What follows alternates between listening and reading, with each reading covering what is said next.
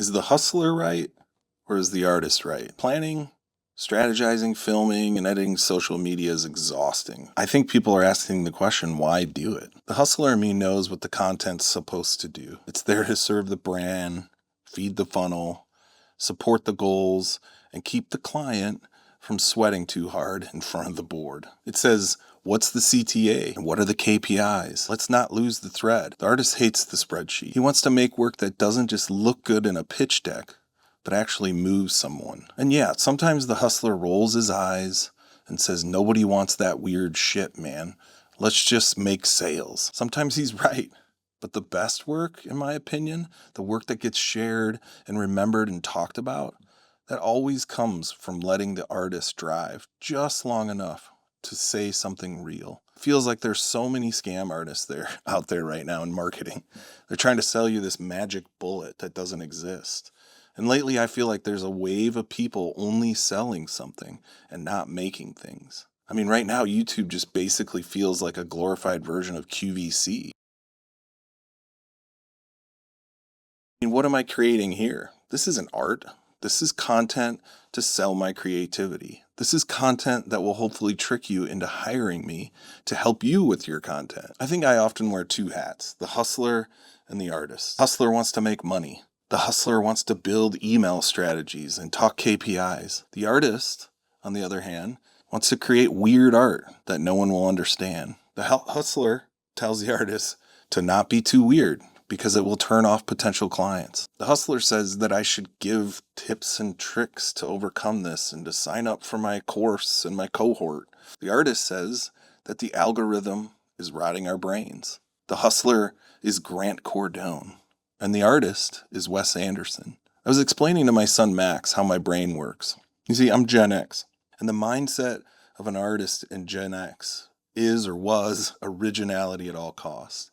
And see, the algorithm demands the opposite. It demands conformity. Do this, say this, sell this, get views.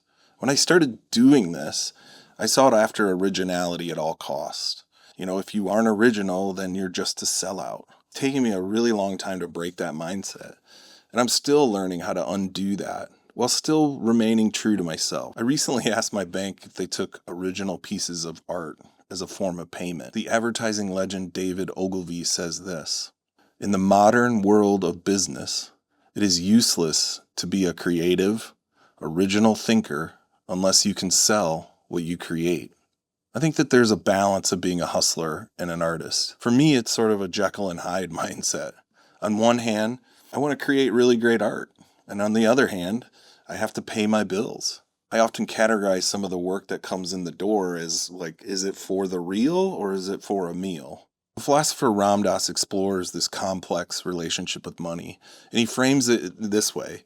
Money is like a form of play energy, rather than a true source of security or identity. He goes on to say that when people, especially in business, take money too seriously, it can cloud judgment and create fear, scarcity, and ego-driven behavior. You should align your financial choices with inner truth, integrity, and a greater purpose beyond self-interest.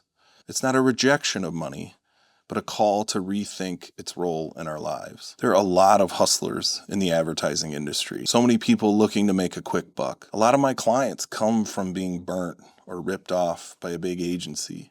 These agencies overpromised and underdelivered, and then essentially have ripped them off. I know this because I spent a lot of time working for and with ad agencies.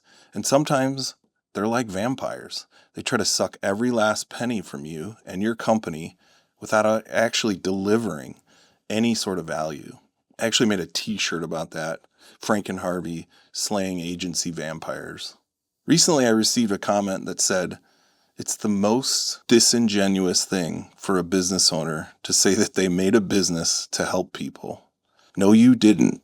You did it to make money. Otherwise, it's a charity. My response? Disingenuous is a solid word. It took me a second to spell it right. I get the skepticism though, and I'm curious, how do you pay the bills without accidentally helping anyone along the way? Maybe it is disingenuous, but I do get a lot of satisfaction in helping people. See, there's always going to be tension between the hustler and the artist. Don't get me wrong, I'm there all the time. When business is slow, I sell out all the time. I mean, shit, I'll pressure wash your deck for my day rate. At Frank and Harvey, we're trying to build a company that doesn't just hustle. We want to bring value and actually help people while still making a profit and disingenuously helping people along the way.